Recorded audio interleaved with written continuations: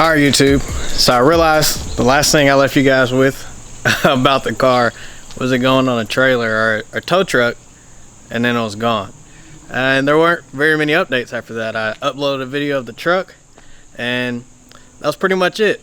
I have posted some little teasers on Instagram and really some pretty good videos on Instagram, but the car's pretty much done. So there are a few things that we need to do before I officially make an official video of it.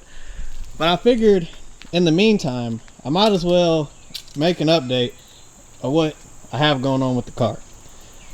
So the car runs.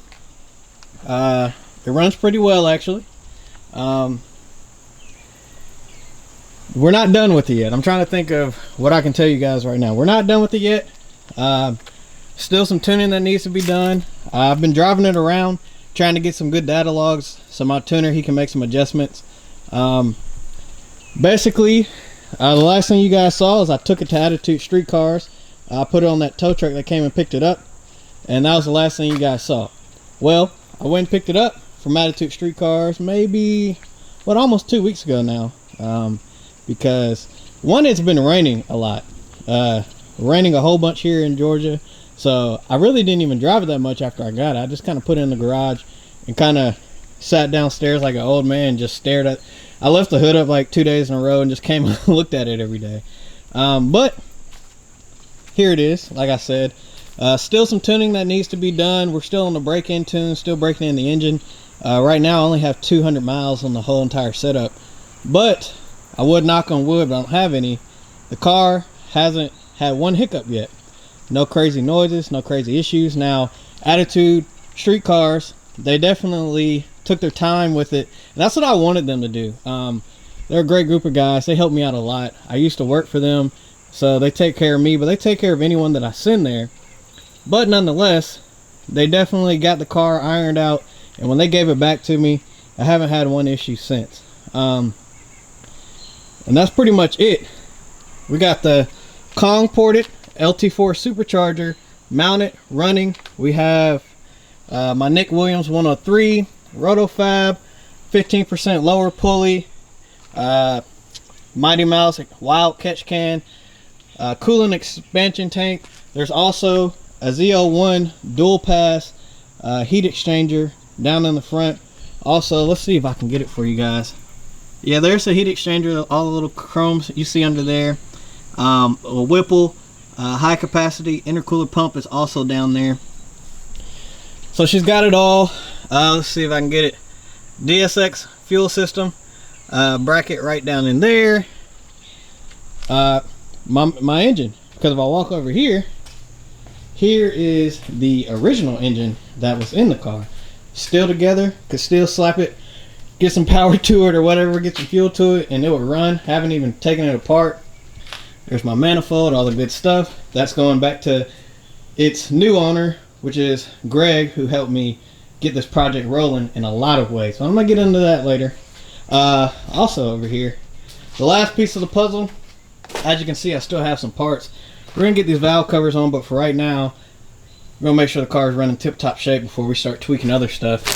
And I gotta get these Texas Speed, appreciate it very much, headers on. I know you can't really see it, but we got to get those Texas Speed headers on. So that's going to be another piece of the puzzle. But that's pretty much it. The car is running and humming pretty good. I think this car is really, really loud right now. And I think for whatever reason, it destroyed the valves on my Corsa exhaust. So I'm going to have to... luckily, Corsa shows me a lot of love. As you can see by this little banner, I'm actually sponsored by Corsa. This car is sponsored by Corsa. So I am going to get with them to probably get a new axle back. But that's not a big deal. But I say that to let you guys know that the valves in the back are kind of noisy. But I'll give you guys a quick idle video because I don't want to get it too hot because I have to do a little work on it here in a minute. But I'll give you guys an idle video, and I think that's a pretty solid update on what we have so far with the car. Yes, it runs. I really do enjoy this setup. I know people are going to ask. I have a whole spreadsheet, and I'm going to link that down below. I have a whole spreadsheet of everything that you need to get this build done. Now some of my stuff is extra because I have a porter blower, built engine. You can do this stuff without the built engine, without the blower, without the clutch. I mean, you have to have the blower, but without the porter blower, without the monster clutch, without the Nick Williams. There's a lot of stuff that you can do, but that will make this car run without everything that I have. But I will tell you, a lot of people ask me this: is it worth it? Or have been asking me this: is it worth it? How hard is it to do? How long does it take? Does it drive good? This, that, and the third. Like I said, I'm still breaking this engine in. We're still getting the tune dialed in. That's more for me. I could leave it like it is with the tune it has on it, and it'd probably be fine. I have a power goal. It's not an extreme power goal, but it's something that I want to do, because I call this like a max effort LT4 setup.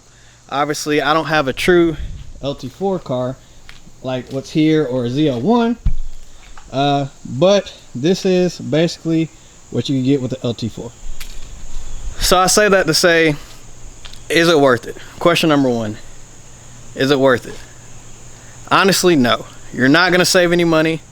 You are not gonna, it's not easier to put on.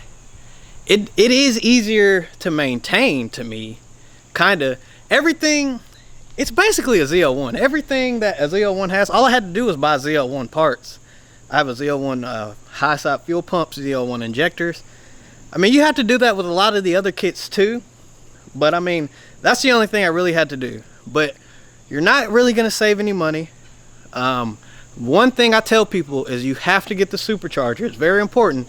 You have to get the supercharger with as many parts as you can get from the ZL1 or the CTSV that it comes off of for less than $1,500. Really, if you can get closer to $1,000, you're winning. That's going to give you a good head start. If you're paying $2,000 for the supercharger and nothing except a supercharger, you might as well not even do it. Honestly, you're getting ripped off because it's not even worth that. I think the blower by itself is only worth $1,500. I got the blower, all the heat exchangers, and a few little odds and ends for $1,200, and that was great. And then other thing I will say is it is now it's C8 parts. They used to be LSA conversions, and they also used to be, well, the shop is called ADM Performance, but their website is C-8 parts. I'll put that on the screen. That's the conversion kit I have. Now, the only one thing I will say, and I'm going to go into this because I'm rambling now, but there's some other things that I changed. But before you ask, is it worth it? If you just want the stock blower setup and you just like that look, it's worth it. I love it. You're not going to make the most power.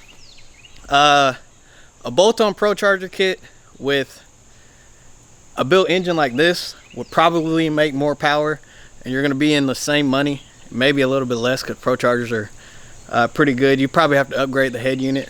The Whipple, even though right now I heard they're not making that 1.9 Whipple or whatever it is kit, so it's hard to get it, but that would be obviously a better option because it's a bigger blower. And then the Magnuson 2650 is going to be your best option. Even though it's the most money, that blower can take you the furthest. That blower can take you to like 1,200, 1,400 horsepower without ever changing it. So you have to keep that in mind. If you're trying to get to that goal, then cool. I don't want a 1,000 horsepower car. I want a street car. Not to say this is really a show car, but I like to take it to shows. I like it just to look nice. I mean, 1,000 horsepower on the street, you can't really use it. I don't take it to a drag strip anymore. My truck is going to be more of my, hey, I'm going to do stupid stuff with it. Like, I got that 6.0 behind the other engine I'm putting in it, and one day I want to put an LSX in it. And all these fast race trucks that you're seeing right now, that's what I want that to be. I'll get something else to drive. I'll keep this like it is. Not to say that I'm done with this build, because I'm not. There's some other things that I want to do, but as far as how it sits right now, there's not very much more I would change as far as power adder. The engine's solid. The one thing I will say is I do want some different heads. I kind of want some aftermarket heads. But like I said, I've been rambling. If you want more details on the build, I have a file down below. It's like a Google file that'll have kind of what you need to do the build. I have a better video and update of everything that goes into the car, what my car is, what it's doing, this, that, and the third a little bit later. Like I said, there's a few things to iron out, but that's it.